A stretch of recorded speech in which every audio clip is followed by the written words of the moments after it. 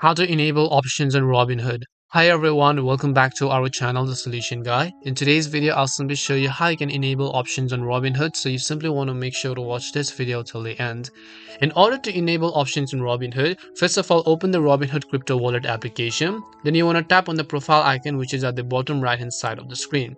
Once you tap on the profile icon from the bottom right over here, you'll come to your profile page where you need to tap on the three lines icon from the top right hand side of the screen.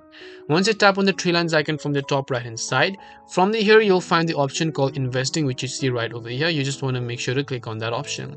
Once you click on the investing tab over here, you'll find the option called options trading, right? So currently you can see that it is disabled. All you need to do is just click on the option that says enable options trading. Once you click on the option called enable options trading, it'll ask you a few questionnaires such as about investment, your job, and what you do. So just go ahead and make sure to fill out the questionnaires, and you have to submit an application.